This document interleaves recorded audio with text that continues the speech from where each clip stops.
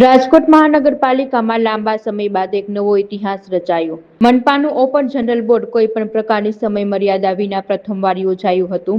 આ બેઠકની સૌથી મોટી વિશેષતા એ રહી કે વર્ષો અને દાયકાઓ બાદ શાસક પક્ષ ભાજપના જ કોર્પોરેટરો ખુલીને સામે આવ્યા અને જનરલ બોર્ડમાં વિરોધ પક્ષની ભૂમિકા ભજવતા નજરે પડ્યા। સાચા અર્થમાં પ્રજાના પ્રશ્નોની ચર્ચા માટે મળતું હોય તેવું બોર્ડ જોવા મળ્યું, જેમાં સભ્યોએ પૂછેલા તમામ પ્રશ્નો અંગે વિગતવાર અને આકરી ચર્ચાઓ કરવામાં આવી। આ સામાન્ય સભામાં ભાજપના 12 કોર્પોરેટરો દ્વારા કુલ 33 જેટલા પ્રશ્નો રજૂ કરવામાં આવ્યા હતા, જેના કારણે મનપાના ઉચ્ચ અધિકારીઓ ભારે મૂંઝવણમાં મુકાઈ ગયા હતા અને અનેક પ્રશ્નોના જવાબ આપવામાં તેમને પરસેવા છૂટી ગયા હતા। કોર્પોરેશનના પ્લોટોમાં ઝૂંપડા તણાઈ ગયા હોવા છતાં તેની કોઈ વિગત અધિકારીઓ પાસે હાજર ન હતી। કેતન પટેલે રેસકોર્સ જેવા પ્રમુખ વિસ્તારમાં પણ આ પ્રકારનું ગેરકાયદેસર દબાણ હોવાનો દાવો કર્યો હતો। જોકે સિટી ઇજનેર અતુલ રાવલ દ્વારા રેસકોર્સમાં આવું કોઈ પણ દબાણ હોવાનો સ્પષ્ટ ઇનકાર કરવામાં આવ્યો હતો। આ ચર્ચામાં દખલ કરતા મનપા કમિશનરે જણાવ્યું કે જો આપ અમારું ધ્યાન દોરશો તો તેવા દબાણો તાત્કાલિક અસરથી દૂર કરવામાં આવશે। મેયરે પણ આ બાબતને ગંભીરતાથી લઈને યોગ્ય તપાસ કરી ત્વરિત પગલાં લેવા માટે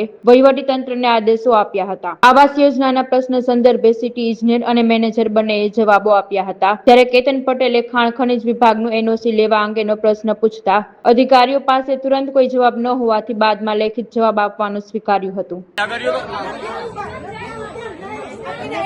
કોઈ વિપક્ષનો અવાજ સાંભળવામાં તમને શું તકલીફ છે? કે વિપક્ષનો અવાજ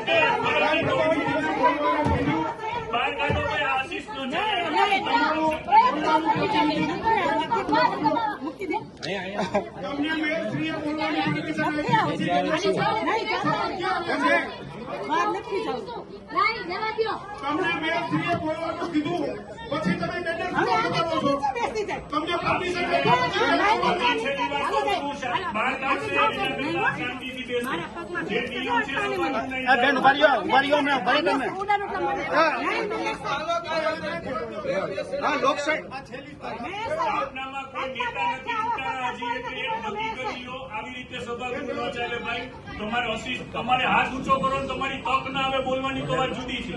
સાહેબ અમે ઈવડે અમને તક તમે આપો છો તો આઈને તમારા ઈવડે લોકો ઈવડે બોલવા નથી દેતા અમને। અને તમને બોલવાની તક મળશે, પણ જો આપો છો